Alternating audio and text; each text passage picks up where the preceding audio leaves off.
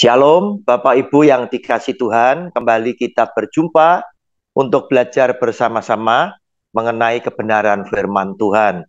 Persiapkan Alkitab Bapak Ibu, persiapkan juga alat tulisnya. Hari ini kita akan berbicara mengenai satu topik, yaitu perceraian di mata Kristus. Bapak Ibu, kita tahu sebagai orang Kristen bahwa perceraian Tuhan tidak kehendaki. Sebab Tuhan dari awalnya ingin membentuk sebuah keluarga yang baik, yang harmonis, seperti yang Tuhan kehendaki.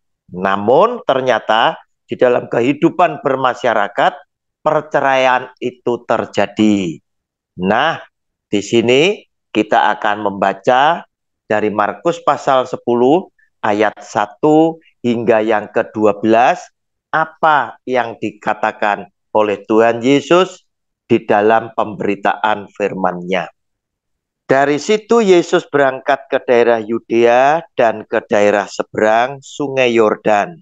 Dan di situ pun orang banyak datang mengerumuni dia. Dan seperti biasa, ia mengajar mereka pula.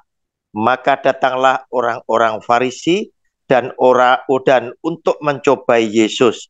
Mereka bertanya kepadanya, apakah seorang suami diperbolehkan menceraikan istrinya? Tetapi jawabnya kepada mereka, apa perintah Musa kepada kamu? Jawab mereka, Musa memberi izin untuk menceraikannya dengan membuat surat cerai. Lalu kata Yesus kepada mereka, justru karena ketegaran hatimulah, maka Musa menuliskan perintah ini untuk kamu. Sebab pada awal dunia, Allah menjadikan mereka laki-laki dan perempuan. Sebab itu, laki-laki akan meninggalkan ayahnya dan ibunya dan bersatu dengan istrinya, sehingga keduanya itu menjadi satu daging. Demikianlah mereka bukan lagi dua, melainkan satu. Karena itu, apa yang telah dipersatukan Allah tidak boleh diceraikan manusia.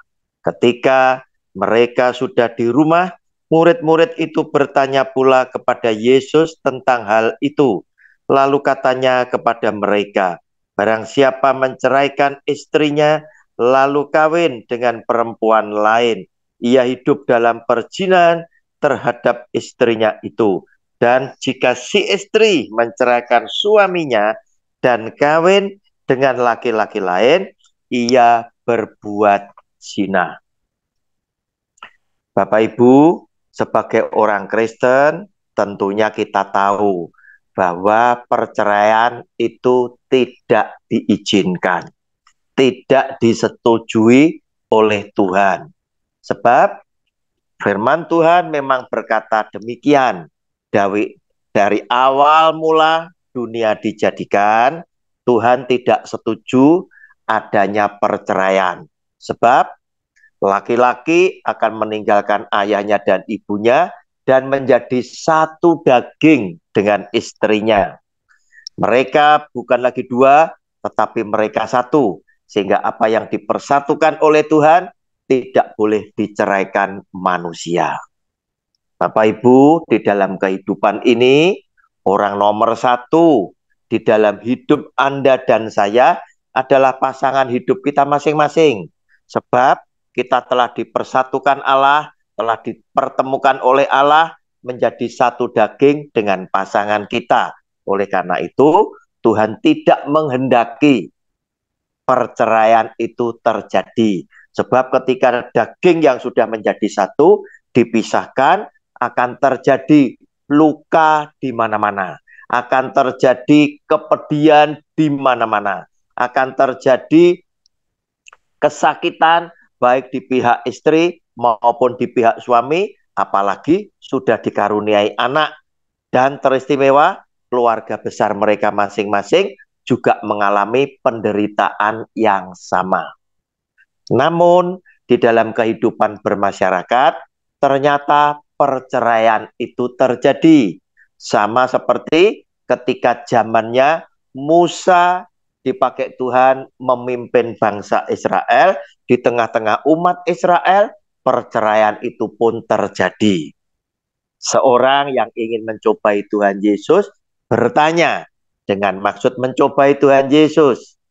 Nah, di situ Tuhan Yesus berkata, Musa memang memerintahkan kamu untuk memberikan surat cerai, bukan Musa bermaksud mengizinkan perceraian terjadi, tetapi perceraian yang sudah tidak bisa dicegah di dalam kehidupan ini, Musa memberikan perintah itu atas dasar ketegaran hati orang Israel yang nekat untuk melakukan perceraian, yang nekat untuk mengecewakan hati Tuhannya, dan mungkin nekat untuk menciderai hati pasangan hidupnya. Sehingga surat cerai itu diizinkan oleh Musa untuk diberikan bagi mereka yang bercerai. Tetapi sesungguhnya dari awal dunia dijadikan, perceraian tidaklah dikehendaki oleh Tuhan.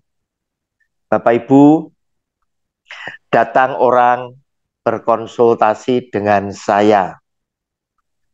Kemudian seorang bapak ini bilang, dia tidak mau melakukan perceraian walaupun istrinya ngotot, karena dalam tanda kutip diduga istrinya punya pasangan yang lain. Istrinya ngotot walaupun sudah dikaruniai 2 orang anak, mereka ingin berpisah.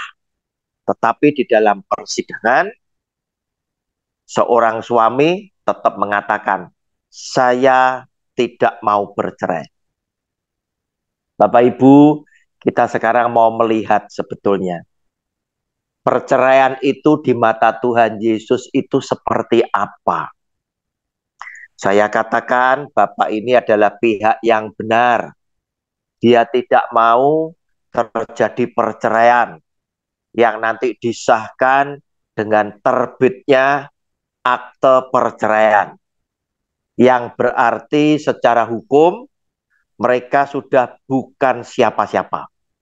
Berarti di tengah-tengah hidup rumah tangga mereka yang sebetulnya sudah tidak harmonis lagi, seorang suami sedang mengupayakan, bisakah hidup keluarganya, keharmonisan rumah tangganya itu dipulihkan kembali. Tetapi hari ini kita punya fokus untuk mengetahui perceraian di mata Tuhan Yesus itu yang seperti apa. Apakah perceraian yang hanya diikat dengan sepucuk surat bahwa si A dan si B itu adalah pasangan suami istri, karena surat akte pernikahan ini mereka pegang, terbit dari pemerintah. Bapak Ibu, kita lihat lebih dulu Matius pasal 5 ayat 27 dan 28. Kamu telah mendengar firman, jangan berzina. Tetapi aku berkata kepadamu, setiap orang yang memandang perempuan serta menginginkannya sudah berzina dengan dia di dalam hatinya. Bapak Ibu, saya ngelihat apa yang dikatakan oleh Tuhan Yesus berbeda dengan pandangan manusia. Manusia selalu berkata terjadi perzinahan jika terjadi persetubuhan antara pria dan perempuan yang bukan pasangannya, yang bukan sebagai istri dan suaminya dengan orang lain, tetapi terjadi persetubuhan, itu disebut berzina. Namun ternyata di dalam ayat yang ke-28 dari Matius pasal 5 tadi, kita mendapatkan pandangan dari Kristus yang demikian. Belum terjadi persetubuhan, baru laki-laki memandang perempuan dan timbul keinginan untuk memiliki perempuan tersebut. Dikatakan oleh Tuhan Yesus, laki-laki itu sudah berzina dengan perempuan tadi di dalam hatinya. Berarti niat itu sama dengan perbuatan. Bapak Ibu, sehingga dengan demikian saya juga menyimpulkan perceraian di mata Kristus Yesus Tuhan kita adalah ketika seseorang telah mengambil satu tekad, punya niat untuk bercerai. Berarti walaupun perceraian belum terjadi, persidangan belum memutuskan, sesungguhnya mereka sudah bercerai. Oleh karena itu, nasihat saya lewat video ini, jika video ini bermanfaat, tolong bantu share kepada teman-teman, keluarga, sahabat Anda, agar supaya mereka juga mendapatkan berkat lewat video yang hari ini Anda dan saya pelajari. Berarti Bapak yang tadi adalah Bapak yang sabar. Bapak yang masih ingin mengupayakan keluarganya kembali harmonis.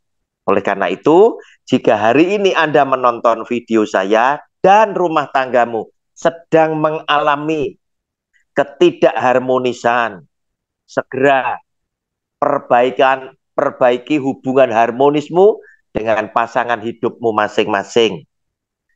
Dan agar supaya Anda mendapatkan berkat yang Tuhan memang sediakan ketika Tuhan mempertemukan engkau dengan pasangan hidupmu masing-masing.